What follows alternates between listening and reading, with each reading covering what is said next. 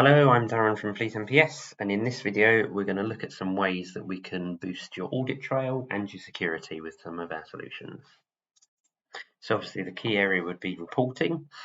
So we could look at reports on a user's level, so we can see exactly the documents that a user has printed over time, how much it's cost us, information about the document, whether it's double-sided, single-sided, colour, black and white, or we could produce reports based on all of our users, all of our devices. We could see largest print users, etc, etc, etc.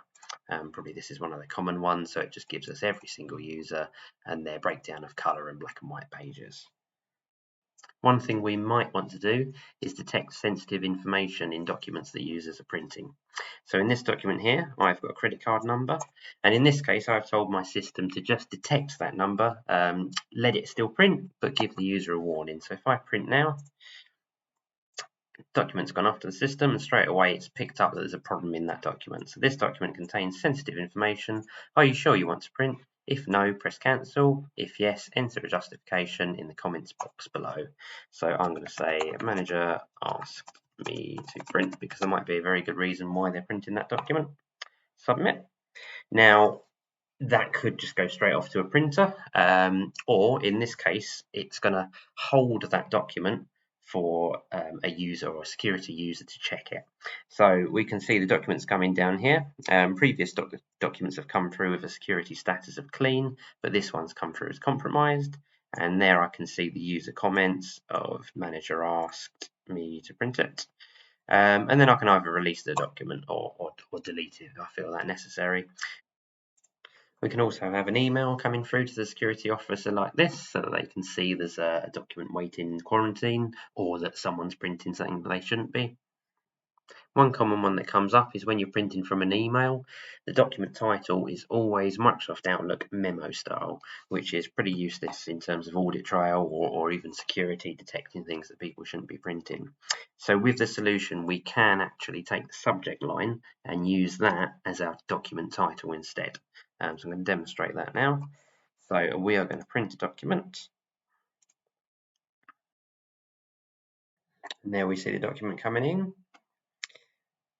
And there you go, it's renamed it. So if we view the document, it's taken the subject line and set that as the document name. And obviously in the real world, that would then pass that on to whatever print solution for reporting purposes and onto your printer for the job list. Now that's relevant from a security point of view, but also relevant, say if you was a solicitor and you was billing your clients for the printing you was doing for them, and say that client was to question what you'd printed, you wouldn't be able to show them a very accurate audit trail if a lot of that was emails. Whereas with that solution, they can physically see what emails you've printed, and they can't question it so easily.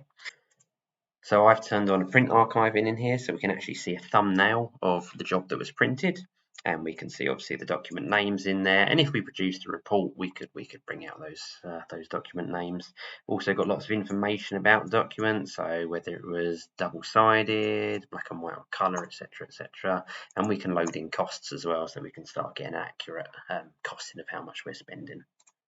Another consideration would be watermarking. So we could apply a watermark to, say, the bottom of the page containing the user's name of the user who printed it, the date they printed it. We could even include perhaps the device serial number. So if a document was to be leaked, at least you could track where it had come from, where it originated from.